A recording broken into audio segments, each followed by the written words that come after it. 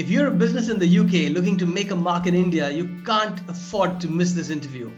Pervinder Singh of the UK India Trade Portal on 3 questions. But first, don't forget to subscribe to this channel, and while you're at it, ding the bell so that you get notified of every premiere we're having here. Hello friends, and welcome to 3 questions. Today I'm absolutely delighted to be joined by Pervinder Singh. Pervinder is the founder of the UK India Trade Portal, a very specialized platform that he's setting up, having been in the UK for about 20 years. And Pervinder, that's awesome for what you're doing for bilateral trade here. My question to you is, who are going to be the beneficiaries of this portal, and what can they really expect to get out of this? So Sandeep, first of all, let me commend you on the wonderful work you are doing in spreading happiness across the world and especially in the corporate world. And thanks for your introduction. What we are doing is we have created a digital meeting place for companies from India and the UK to come together. So now more so than ever in the zero carbon era and in the age of the green industrial revolution, it makes sense that Britain reinvigorates its collaboration and its relationships with previous partners, especially the Commonwealth, and in this case, India. So the portal will cover knowledge, it will cover news, it will cover products, it will cover software, and it will give companies an opportunity to trade between both nations. So when we talk of software, we have a software listing where companies can list, where BPOs can list, where KPOs can list. We have a strong emphasis on thought leadership. So we have a section on videos and webinars and resources. So anyone looking to do bilateral trade just has to come to our portal, log in and find the right information and contacts they are looking for. Fantastic. It sounds like both the government and the industry are going to be quite happy once this portal is set up. And it's really going to facilitate a lot of foreign exchange on both sides. I think while it's good for business, there's one aspect of business which particularly bothers me, and that's why I have kind of started a crusade in that area. And that is the amount of business that is lost because of something that goes unrecognized, and that is stress. You know, since you're in the UK, Pervinder, as much as 70 million man days are lost every year in the UK alone. So imagine what the figure would be like for a country like India on account of stress and stress-related issues like sickness, absenteeism and stuff. Now, my question to you is, since you interact so much with the CEOs and you are helping businesses go to the next level, going up is one thing, but preventing from going down is also a plus, right? How cognizant do you think CEOs are of this termite called stress? I think having worked across both cultures, I sense that in the West, there is a sense of driving people harder towards creating output. And this has created quite a lot of unhappiness in the workplace. And I think the pandemic has been an opportunity for CEOs and companies to sit back and have a rethink when they found people sitting at home and being just as productive as they were when they were traveling to the office. Yeah. And recently I saw a graphic where it showed that what a person did from 7 to 9 a.m. And they turned up at the office disheveled and tired. And now the person can wake up at 8:30 and be at their desk at 9. So I think there's been a strong shift in the understanding of employee welfare. And I think companies are taking this into account.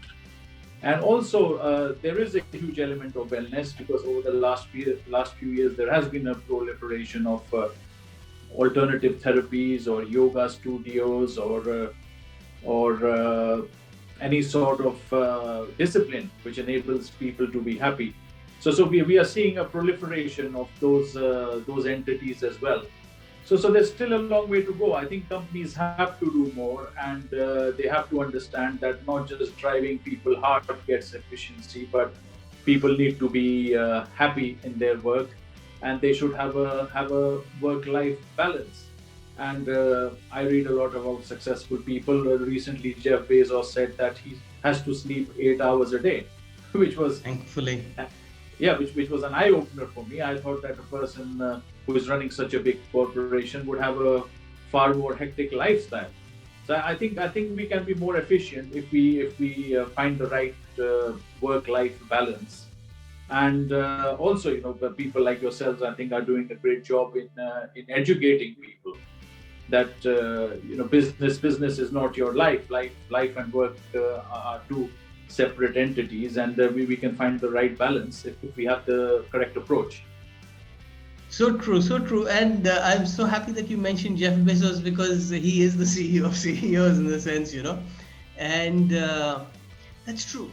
When you get that sleep, among other things, but sleep is such an important thing, you are actually sharpening the axe. And Yeah. that's why you are that much more productive.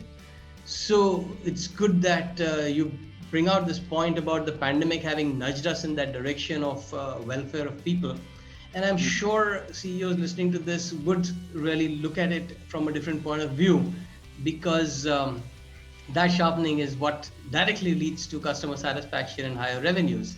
Speaking of which, my third question to you, what are the three top advices that you would like to give to CEOs so that they are able to do better business between India and UK? That's a very good question, and I've spent a lot of time talking to advisors in this arena over the last 2 months. That's your And strong suit. and yes, we are trying to get to the crux of it, because there is a lot of thought leadership, there is a lot of strategizing, but as you know, nothing in business happens till a sale takes place. And that's the whole premise of the UK India trade portal. We want to make the right connections, and we want business to happen. So I think the first thing is to firstly define your target market, because India is such a diverse Yes. subcontinent that it is almost impossible to apply a one size fits all approach. So, a product which you may sell in central Delhi for 50 pounds, you might not even achieve 20 pounds for that 300 miles away. So, so you have to have a correct understanding of your target market and of your audience fit. The second thing, I think, in my view, is finding the right partner, and that's very, very important. And that's why many British companies, and not only British, American, and continental companies, they burn their fingers in India Exactly. because they get into partnerships with the wrong people. So it's very important to do your due diligence, to see the pedigree of these people, to see the caliber, and also it's important to see what success stories they have behind them. Because some may have done well with Taiwanese and Korean products, but that does not mean they could sell a British product just as effectively in the Indian market. Interesting So point. that's very important. And the third thing is, you have to have people on the ground. And this has come from my interactions over the last few months with the luminaries in this sector. You can't, it's not the kind of market, it's not a westernized market where you could just sell. For instance, if you send something from UK to Germany and everything goes seamlessly, certainly you need people on the ground. And these people, as I said, as with the partners, these people have to have the right experience, they have to have the right Rolodex, they have to have the right contacts within the industry. Wow. And these people can definitely help you sell your product within the market. So I think those 3 points are quite pertinent. And of course, there are other things, but for that we have the portal, which I'm sure will answer your viewers' questions. Fantastic. No, not only are they pertinent, they are something that only a person who has been in India and has experienced India the way I guess you have innately can even think about. And that said, I think you're spot on again where it comes to the field force because it is just India is just so humanly connected that we definitely need those kind of connects on the ground to actually have the efficacy.